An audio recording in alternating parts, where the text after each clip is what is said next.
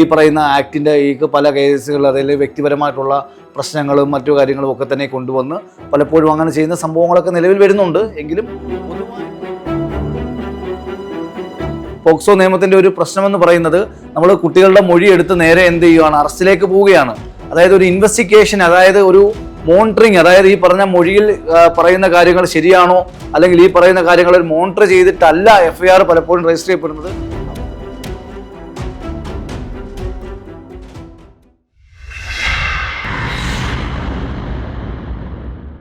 നമസ്കാരം, ലോ ടോക്സിലേക്ക് സ്വാഗതം. കൂടെയുള്ളത് ഞാൻ ശ്രീപ്രിയ. പോക്സോ നിയമത്തെക്കുറിച്ച് നമുക്ക് എല്ലാവർക്കും അറിയാവുന്ന കാര്യമാണല്ലേ. ഈ നിയമത്തെക്കുറിച്ച് നമുക്ക് കൂടുതൽ കാര്യങ്ങൾ ചോദിച്ചറിയേണ്ടതുണ്ട്. ഇന്ന് നമ്മളോടൊപ്പം കൂടെയുള്ളത് അഡ്വക്കേറ്റ് വിഷ്ണു വിജയനാണ്. നമുക്ക് കൂടുതൽ കാര്യങ്ങൾ അദ്ദേഹത്തോട് ചോദിച്ചറിയാം. ഇപ്പോൾ നമുക്ക് എല്ലാവർക്കും അറിയാവുന്നൊരു കാര്യമാണ് ഈ പോക്സോ നിയമത്തെക്കുറിച്ച്. ഇപ്പോൾ 18 വയസ്സിൽ താഴെയുള്ള കുട്ടികൾക്കെതിരായിട്ടുള്ള അതിക്രമങ്ങൾ തടയുന്നതിന് വേണ്ടിയിട്ട് പുറത്തിറക്കിയ ഒരു നിയമം തന്നെയാണ്. ഇപ്പോൾ ആ ഒരു നിയമത്തെക്കുറിച്ച് പറയുകയാണെങ്കിൽ ഇപ്പോഴും ആ ഒരു നിയമം എല്ലാവർക്കും ഉപയോഗപ്പെടുന്നുണ്ടോ? തീർച്ചയായിട്ടും നമുക്ക് നമ്മുടെ രാജ്യത്ത് കുട്ടികൾക്കെതിരായിട്ട് ഒരുപാട് അതിക്രമങ്ങൾ നടന്നിട്ടുണ്ടായിരുന്നു.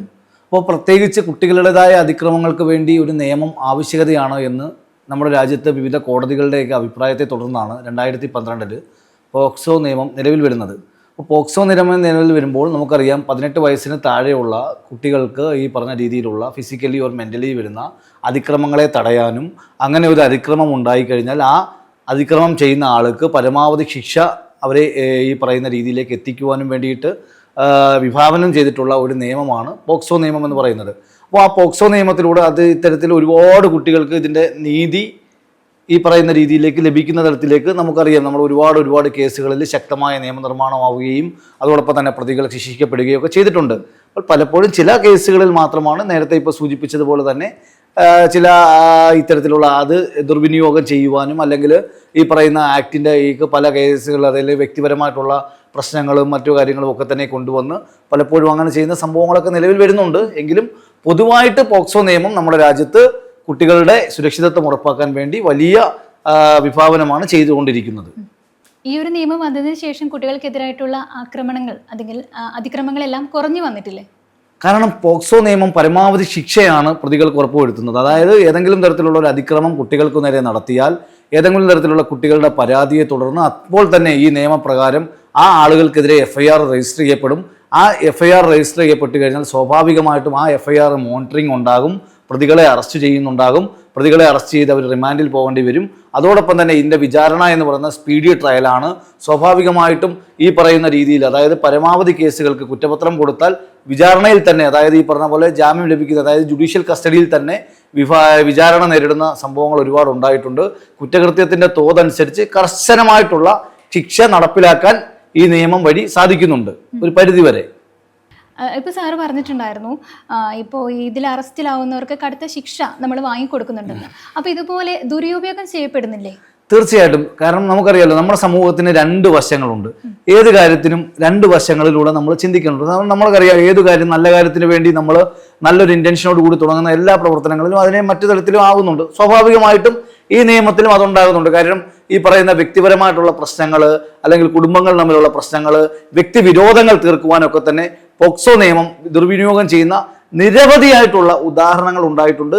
അത് കാരണം ആ കാരണങ്ങൾ കാരണം അത്തരത്തിൽ ഈ ദുർവിനിയോഗം ചെയ്യപ്പെടുന്ന സാഹചര്യം മൂലം പല നിരപരാധികളും ഇത്തരത്തിലുള്ള ഈ പറയുന്ന കുറ്റകൃത്യങ്ങൾ ശിക്ഷ അനുഭവിക്കേണ്ടി വരുന്നുണ്ട്. സമൂഹത്തിന് മുമ്പിൽ അവരുടെ എല്ലാ തരത്തിലുള്ള ആ സമൂഹത്തിന് മുമ്പിലുള്ള ഡിഗ്നിറ്റി നഷ്ടപ്പെടുന്നുണ്ട്. സമൂഹം അവരെ കുറ്റവാളിയായി കാണുന്നുണ്ട്. അവർ ഒരിക്കലും തിരിച്ചു വരാത്ത രീതിയിൽ സമൂഹത്തിൽ ഒറ്റപ്പെടുന്ന സാഹചര്യങ്ങളും ഇത്തരത്തിലുള്ള പോക്സോ നിയമം ദുർവിനിയോഗം ചെയ്യപ്പെടുന്ന രീതിയിൽ ഉണ്ടാവുന്നുണ്ട്. ഓക്കെ, ഇപ്പോൾ സാർ പറഞ്ഞു ഇത്തരത്തിൽ കുറ്റകൃത്യങ്ങൾ ചെയ്യാത്തവരെ അറസ്റ്റ് ചെയ്യുന്നു എന്ന്. അപ്പോൾ അവർ നമ്മുടെ സമൂഹത്തിൽ പിന്നീടുള്ള കാലങ്ങളിൽ ഒറ്റപ്പെട്ടു പോവില്ലേ? തീർച്ചയായിട്ടും. കാരണം വലിയ ഒറ്റപ്പെടലാണ്. കാരണം പോക്സോ നിയമപ്രകാരം അറസ്റ്റ് ചെയ്യുമ്പോൾ എന്ന് പറയുമ്പോൾ സമൂഹം മനസാക്ഷി അല്ലെങ്കിൽ എല്ലാവരും സമൂഹത്തിലുള്ള എല്ലാവരും അവരെ ഒരു കുറ്റവാളിയായി വിധിയിരുത്തുകയാണ്. കാര്യം നമ്മളൊരു സാധാരണ ക്രൈമിൽ ഉൾപ്പെടുന്ന പോലെ അല്ല പോക്സോ നിയമം എന്ന് പറയുന്നത്. സ്വാഭാവികമായിട്ടും അപ്പോൾ നമ്മൾ അതിൻ്റെ കണ്ടന്റോ അല്ലെങ്കിൽ അതിൻ്റെ എന്താ സംഭവങ്ങളോ ഒന്നും ആരും നോക്കുന്നില്ല. അവർക്കെതിരെ ചാർജ് ചെയ്തിട്ടുള്ളത് പോക്സോ വകുപ്പാകുമ്പോൾ സ്വാഭാവികമായിട്ടും അവരേതെങ്കിലും ഒരു ഈ കുട്ടികളെ, അതായത് ഈ പറയുന്ന പോലെ കുട്ടികൾക്കെതിരായിട്ട് ഒരു അതിക്രമം നടത്തി എന്നുള്ളൊരു വിധിയെഴുത്ത് നമ്മൾ നടത്തുന്നുണ്ട്. നമുക്കറിയാം FIR വരുമ്പോൾ യഥാർത്ഥത്തിൽ കുറ്റാരോപണം മാത്രമേ ആകുന്നുള്ളൂ. ആരോപിതൻ മാത്രമേ ആകുന്നുള്ളൂ. കോടതിയാണ് ഫൈനലായിട്ട് അയാൾ കുറ്റക്കാരനാണോ എന്ന് വിധിക്കേണ്ടത്. പക്ഷേ ഇത്തരത്തിൽ പോക്സോ നിയമപ്രകാരമൊക്കെ കുറ്റക്കാരാകുമ്പോൾ സ്വാഭാവികമായിട്ടും ഈ സമൂഹം മൊത്തത്തിൽ എന്ത് ചെയ്യുന്നു, അവരെ ഒരു കുറ്റക്കാരായിട്ട് വിധി എഴുതുന്ന ഒരു സാഹചര്യം ഉണ്ട്. ഇപ്പോൾ ഇതേപോലത്തെ കാര്യങ്ങളൊക്കെ നടക്കുമ്പോൾ ഈ ഒരു നിയമ നടപടിയിൽ ഒരു പൊളിച്ചെഴുത്ത് അനിവാര്യമായിട്ടുള്ള ഒരു കാര്യമല്ലേ? പൊളിച്ചെഴുത്ത് അനിവാര്യമാകുമെന്ന് പറയുമ്പോൾ നമ്മൾ ആദ്യം കാണേണ്ടത് കുട്ടികൾക്കെതിരായിട്ട് അതിക്രമം നടത്തുന്നവർക്കെതിരെ ശക്തമായ ശിക്ഷാവിധികൾ നടപ്പിലാക്കണം. അതോടൊപ്പം തന്നെ നിരപരാധികളെ ഇതിൽ പെടുത്തുന്നതിൽ നിന്നും, അതായത് ഈ പറഞ്ഞ പോലെ നമ്മളെപ്പോഴും പോക്സോ നിയമത്തിന്റെ ഒരു പ്രശ്നമെന്ന് പറയുന്നത് നമ്മൾ കുട്ടികളുടെ മൊഴി എടുത്ത് നേരെ എന്ത് ചെയ്യുകയാണ്, അറസ്റ്റിലേക്ക് പോവുകയാണ്. അതായത് ഒരു ഇൻവെസ്റ്റിഗേഷൻ, അതായത് ഒരു മോണിറ്ററിങ്, അതായത് ഈ പറഞ്ഞ മൊഴിയിൽ പറയുന്ന കാര്യങ്ങൾ ശരിയാണോ അല്ലെങ്കിൽ ഈ പറയുന്ന കാര്യങ്ങളിൽ മോണിറ്റർ ചെയ്തിട്ടല്ല FIR പലപ്പോഴും രജിസ്റ്റർ ചെയ്യപ്പെടുന്നത്.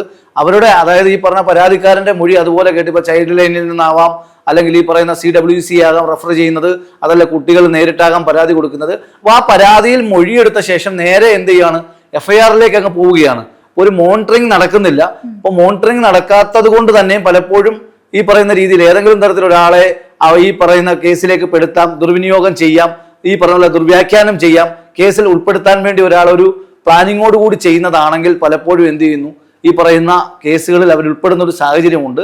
അത് വലിയ രീതിയിൽ, അതായത് നമുക്കറിയാം നമ്മുടെ നിയമ സംവിധാനത്തിൽ ഈ പറയുന്ന രീതിയിൽ, അതായത് ഈ പറയുന്ന കുറ്റകൃത്യത്തിൽ ഇരയാകപ്പെടുന്ന ആളുകളെ പോലെ തന്നെയാണ് ഈ പറയുന്ന പോലെ വ്യാജമായ കേസുകളിൽ പെടുത്തുന്നവരുടെയും അവകാശങ്ങൾക്ക് പ്രാധാന്യമുണ്ട്, അവരനുഭവിക്കുന്ന അവകാശങ്ങൾക്ക്. അപ്പോൾ സ്വാഭാവികമായിട്ടും പിന്നീട് അവരെ ചിലപ്പോൾ മാസങ്ങൾക്ക് ശേഷം ഒഴിവാക്കാം, അല്ലെങ്കിൽ അല്ലാന്ന് വിധിക്കാം, കോടതികൾക്ക് വിധിച്ച് കുറ്റവിമുക്തരാക്കാം. പക്ഷെ അതുവരെ അവരനുഭവിച്ച പ്രശ്നങ്ങൾക്ക് ഒരിക്കലും അത് ഈ പറഞ്ഞ പോലെ നമ്മൾ ആ കേസിൽ ഉൾപ്പെടുമ്പോൾ കിട്ടുന്ന ഒരു പോപ്പുലാരിറ്റി എന്ത് ചെയ്യുന്നില്ല, കേസ് വെറുതെ വിടുമ്പോൾ ലഭിക്കുന്നില്ല.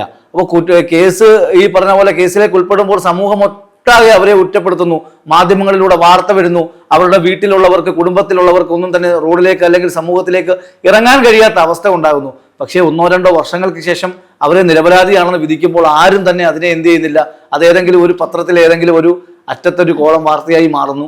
പക്ഷെ അവർക്ക് നഷ്ടപ്പെട്ട അവരുടെ ഡിഗ്നിറ്റി, അവർക്ക് നഷ്ടപ്പെട്ട അവരുടെ ജീവിക്കാനുള്ള അവകാശം, അവർക്ക് നഷ്ടപ്പെട്ട അവരുടെ കുടുംബത്തിന്റെ പ്രൈവസി എല്ലാം തന്നെ നഷ്ടപ്പെടുന്ന ഒരു സാഹചര്യം ഉണ്ടാകുന്നുണ്ട്. അപ്പോൾ അതിനെ എൻ്റെ ഒരു അഭിപ്രായത്തിൽ ഒരു മോണിറ്ററിങ്, അതായത് ഒരു ഏത് നിയമമായാലും അത് ജനാധിപത്യപരമായ ഒരു രാജ്യത്താണ് നമ്മൾ ജീവിക്കുന്നത്. അപ്പോൾ പ്രതി രക്ഷപ്പെടാനുള്ള അവസരമല്ല അത്. ഒരു ആരോപണം വന്നു, ആ ആരോപണത്തിൽ മൊഴിയെടുക്കുമ്പോൾ ഒരു പ്രാഥമിക അന്വേഷണം നടത്തിയിട്ട് മാത്രം FIRലേക്ക് പോകേണ്ട ഒരു സാഹചര്യങ്ങളാണ് പല പുതിയ കേസുകളും നമുക്ക് വരുന്നത്. ഇപ്പോൾ സാറിൻ്റെ പല കേസുകളിൽ തന്നെ ആയിക്കോട്ടെ, ഇപ്പോൾ പോക്സോ നിയമത്തിലായാലും ഇപ്പോൾ സാറ് പറഞ്ഞ പോലെ തന്നെ ഇങ്ങനെ കുറ്റവാളി അല്ലാഞ്ഞിട്ടും കുറ്റവാളിയായിട്ട് ചുമത്തപ്പെട്ട തീർച്ചയായിട്ടും അപ്പോൾ അവരോട് സാറിന് എന്താണ് പറയാനുള്ളത്? തീർച്ചയായിട്ടും ഞാൻ ക്ലയന്റിന്റെ പേര് അവരുടെ അനുവാദം ഇല്ലാത്തതുകൊണ്ട് വെളിപ്പെടുത്തുന്നില്ല. എങ്കിൽ പോലും ഒരു 36 ദിവസം ഒരു സ്ത്രീയെ ഇത്തരത്തിലൊരു വ്യാജമായ കേസിൽ ഉൾപ്പെടുത്തി ജയിലിലിട്ടു. ഇപ്പോൾ ക്രൈംബ്രാഞ്ച് അന്വേഷണത്തിൽ പറയുന്ന അവർ കുറ്റവിമുക്തമാണ്. അവരുടെ അന്വേഷണ റിപ്പോർട്ടിൽ അവർ പരിപൂർണമായിട്ട് ഈ കേസിൽ ഉൾപ്പെട്ടിട്ടില്ല എന്നാണ് പറയുന്നത്. കാര്യം 2 പ്രതികളായിരുന്നു ഉണ്ടായിരുന്നത്. 1-ാം പ്രതിയെ മാത്രം എന്ത് ചെയ്തു, അറസ്റ്റ് ചെയ്തിട്ടില്ല. 2-ാം പ്രതിയായിട്ടുള്ള ഇവരെയും ഇത്രയും ശിക്ഷ അനുഭവിച്ചു. പക്ഷെ അവരുടെ ഒരു സമൂഹം, നമ്മൾ അവരെ നോക്കുമ്പോൾ അവർ 2 പെൺകുട്ടികളുടെ അമ്മയാണ്. അപ്പോൾ സമൂഹത്തിൽ അവർ ഒറ്റപ്പെട്ട രീതി എന്ന് പറയുമ്പോൾ നമുക്ക് ഒരിക്കലും എന്തല്ല, അവർക്ക് ഇനി ഒരിക്കലും തിരിച്ചു കൊടുക്കാൻ കഴിയില്ല. എത്ര നഷ്ടപരിഹാരം, ഏത് കോമ്പൻസേഷൻ കിട്ടിയാലും അല്ലെങ്കിൽ അതിന്റെ ഉത്തരവാദിത്വം പറയും. കാരണം ഈ 18 വയസ്സിന് താഴെയുള്ള കുട്ടിയാണ് മൊഴി കൊടുക്കുന്നത്. സ്വാഭാവികമായിട്ടും അവർക്കെതിരെ നടപടിയെടുക്കാൻ നമ്മുടെ രാജ്യത്ത് നിയമമില്ല. അപ്പോൾ ഡിഫാമേഷൻ അത് ഒരു കുടുംബ വൈരാഗ്യത്തിന്റെ പേരിൽ, ഒരു ഇൻസ്റ്റിറ്റ്യൂഷനിൽ നടന്ന ഒരു വൈരാഗ്യത്തിന്റെ പേരിലാണ് ഞാൻ ഈ പറഞ്ഞ പർട്ടിക്കുലർ കേസിൽ ഇങ്ങനെ ഉണ്ടായത്. അപ്പോൾ ഇതുപോലെ ഒരുപാട് കേസുകളിൽ എന്ത് ചെയ്യുന്നുണ്ട്, കുട്ടികളെ കൊണ്ട് ഇത്തരത്തിൽ ചെയ്യിപ്പിക്കുന്നുണ്ട്. അത് കൃത്യമായിട്ട് മോണിറ്റർ ചെയ്യണം.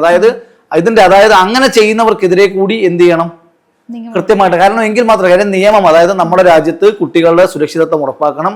അതോടൊപ്പം തന്നെ പൗരന്മാരുടെ നിരപരാധിയായിട്ടുള്ള ആളുകളെ കുറ്റകൃത്യത്തിൽ പെടുമ്പോൾ അവരുടെ അവകാശങ്ങൾ കൂടി സംരക്ഷിക്കാനുള്ള ബാധ്യത നമ്മുടെ രാജ്യത്തിന്റെ ഭരണകൂടത്തിനുണ്ട്. ഓക്കെ, ഇപ്പോൾ നമുക്ക് പറയാം പേരൻസ് അല്ലെങ്കിൽ മറ്റുള്ളവരെ, ഇപ്പോൾ സാർ പറഞ്ഞ പോലെ തന്നെ കുട്ടികളെ കൊണ്ട് മറ്റുള്ളവർക്ക് വേണ്ടി ഇങ്ങനെ ചെയ്യിക്കുന്നുണ്ടെന്ന്. അപ്പോൾ ഇവർക്കെതിരെ ഒരു നിയമ നടപടി നമുക്ക് എടുത്തൂടെ? തീർച്ചയായും നിയമത്തിൽ അതിനുള്ള വ്യവസ്ഥയുണ്ട്. സ്വാഭാവികമായിട്ടും നമ്മൾ നിരപരാധിയാണെന്ന് വിധിച്ച ശേഷം അവർക്കെതിരെ ഡിഫമേഷൻ ഫയൽ ചെയ്യാൻ പറ്റും, നഷ്ടപരിഹാരം ഫയൽ ചെയ്യാൻ സാധിക്കും. അങ്ങനെയുള്ള നിയമത്തിൽ ഒരുപാട് ഓപ്ഷൻസ് ഉണ്ട്. പക്ഷെ ഇതിലൊക്കെ കാലദൈർഘ്യം വളരെ വലുതാണ്. കാരണം നമ്മൾ പ്രാഥമികമായിട്ട് കേസിൽ ഉൾപ്പെടുമ്പോൾ അവരനുഭവിക്കുന്ന ആ പ്രശ്നങ്ങൾ അത് വളരെ വലിയ പ്രശ്നമാണ്. അപ്പോൾ കുറ്റക്കാരനാണെങ്കിൽ സ്വാഭാവികമായിട്ടും അനുഭവിക്കാൻ ബാധ്യസ്ഥനാണ്. കാര്യം കുട്ടികളെ ആക്രമിച്ചു കഴിഞ്ഞാൽ സ്വാഭാവികമായിട്ടും, അല്ലാതെ ഈ പറഞ്ഞ പോലെ നമ്മൾ കർശന നിയമമില്ല എങ്കിൽ കുട്ടികൾക്കെതിരായിട്ട് ഇപ്പോൾ പോക്സോ നിലവിൽ വന്ന ശേഷം ഒരുപാട് കുറവുണ്ട്. പക്ഷേ ഇത്തരത്തിൽ നിയമമില്ല എങ്കിൽ ഒരുപാട് അതിക്രമങ്ങൾ ഉണ്ടാകുന്നുണ്ട്. അപ്പോൾ നമ്മൾ ഈ പറയുന്ന ഇതിലെ പ്രശ്നം എന്ന് പറഞ്ഞു കഴിഞ്ഞാൽ ഒറ്റ കാര്യം മാത്രമാണ്. ഈ പറയുന്ന ഒരു ഇൻവെസ്റ്റിഗേഷൻ ഓഫീസറുടെ മുമ്പിലേക്ക് ഇത്തരത്തിൽ മൊഴി എത്തുമ്പോൾ അതിലൊരു പ്രാഥമിക പരിശോധന നടത്താനുള്ള ഉത്തരവാദിത്തം പോലീസ് കാണിക്കേണ്ടതുണ്ട്. പലപ്പോഴും പോലീസ് എന്ത് ചെയ്യുന്നു, ഇക്കാര്യങ്ങളുടെ മൊഴി എടുക്കുന്നു, അപ്പോൾ തന്നെ FIR രജിസ്റ്റർ ചെയ്യുന്നു, പ്രതിയെ അറസ്റ്റ് ചെയ്യുന്നു. അവിടെ മറ്റു പ്രതിക്ക് പറയാനുള്ള ഒരു കാര്യം കേൾക്കാൻ വിചാരണ വരെ കാത്തിരിക്കേണ്ടി വരുന്നു. അപ്പോൾ അതൊരു വലിയ ദീർഘമായ കാലയളവാണ്. ആ കാലയളവിനുള്ളിൽ അയാളുടെ മനുഷ്യാവകാശമാണ് ലംഘിക്കപ്പെടുന്നത്, അവരുടെ പൗരാവകാശമാണ് ലംഘിക്കപ്പെടുന്നത്. അവർക്കുള്ള എല്ലാ തരത്തിലുള്ള നമുക്ക് സാധാരണപ്പെട്ട, അതായത് ഇപ്പോൾ ഈ പറഞ്ഞ പോലെ എല്ലാവർക്കും നമ്മുടെ രാജ്യത്ത് എല്ലാവർക്കും തുല്യ അവകാശമാണുള്ളത്. അപ്പോൾ ചില ആളുകളുടെ അവകാശങ്ങൾ ഇത്തരത്തിൽ ലംഘിക്കപ്പെടുന്നുണ്ട് എന്നുള്ളത് സത്യം തന്നെയാണ്. അപ്പോൾ ഇത്തരത്തിൽ ഈ പോക്സോ നിയമം ദുരുപയോഗം ചെയ്യുന്ന, അപ്പോൾ ആ ഒരു സമയത്ത് ഈ ഒരു നിയമത്തോടുള്ള നമ്മുടെ വിശ്വാസം ഇല്ലാണ്ടാവുകയല്ലേ ചെയ്യുന്നത്? അല്ല, വിശ്വാസം ഇല്ലാതാകുമ്പോൾ അത് റെയർ കേസുകളാണ് ഇങ്ങനെ ഉണ്ടാവുന്നത്. അപ്പോൾ എന്ന് വെച്ചുകൊണ്ട് നമ്മൾ അടച്ചാക്ഷേപിക്കുന്നത് ശരിയല്ല. അപ്പോൾ ചിലപ്പോൾ ഞാൻ പറഞ്ഞത് നമ്മൾ എല്ലാ തരത്തിലും, അപ്പോൾ പക്ഷെ അതിനും കൂടെ ആ പ്രശ്നങ്ങളൂടെ ഒഴിവാക്കി കഴിഞ്ഞാൽ ഇത് വളരെ മാതൃകാപരമായ നിയമമാണ്. ഈ രാജ്യത്തിന്റെ നിയമം ആവശ്യമാണ്. കാര്യം കുട്ടികളാണ് നമ്മുടെ രാജ്യത്തിന്റെ ഭാവി എന്ന് പറയുന്നത്. കുട്ടികളുടെ സുരക്ഷിതത്വം എന്ന് പറയുന്നത് രാജ്യത്തിന്റെ നമ്മുടെ യശസ്സിന്റെ ഒരു പ്രത്യേകതയാണ്. കാര്യം നമ്മൾ ഈ പറയുന്ന കുട്ടികൾ വേട്ടയാടപ്പെടുന്ന, അല്ലെങ്കിൽ കുട്ടികൾ ഈ പറയുന്ന ചൂഷണത്തിന് ഇരയാകുന്ന ഒരു സൊസൈറ്റി എന്ന് പറയുന്നത് ഒരു പ്രാകൃതമായിട്ടുള്ള സൊസൈറ്റിയാണ്. അങ്ങനെയുള്ള പ്രാകൃതരായിട്ടുള്ള ആളുകളെ ഒരിക്കലും നമ്മൾ സമൂഹം വെറുതെ വിടരുത്. അവരെ എല്ലാം തന്നെ നമ്മൾ കൃത്യമായി ശിക്ഷ മേടിച്ചു കൊടുക്കണം. അതിനോടൊപ്പം തന്നെ എന്ത് ചെയ്യണം, നിരപരാധികൾ ഈ കേസുകൾ പെടരുത്. അങ്ങനെ ഏതെങ്കിലും തരത്തിൽ ആൾക്കാർ പെടുത്തുന്നുണ്ടെങ്കിൽ അവർക്കെതിരായിട്ട്, അതായത് ആ കുട്ടികളെ അല്ല, അതിന്റെ ഇന്റൻഷൻ കൊടുക്കുന്ന ആരാണോ ഗൂഢാലോചന നടത്തി ഈ പരാതി കൊടുക്കാൻ പ്രേരിപ്പിക്കുന്നത്, അവരെ കൂടെ ഈ കേസിലേക്ക് ഉൾപ്പെടുത്തണമെന്നുള്ളതാണ്. അത് കോടതികൾ ചർച്ച ചെയ്യുന്നുണ്ട്. വൈകാതെ തന്നെ അങ്ങനെയുള്ള നിയമനിർമ്മാണങ്ങൾ ഉണ്ടാകുമെന്ന് നമുക്ക് പ്രതീക്ഷിക്കാം. ഇത്രയും സമയം ലോക്ടോക്സിൽ നമ്മളോടൊപ്പം കൂടെ ഉണ്ടായിരുന്നത് അഡ്വക്കേറ്റ് വിഷ്ണു വിജയനായിരുന്നു. ഇതുപോലെ തന്നെ ചർച്ച പ്രാധാന്യം അർഹിക്കുന്ന മറ്റൊരു വിഷയവുമായി നമുക്ക് മറ്റൊരു ദിവസം കണ്ടുമുട്ടാം.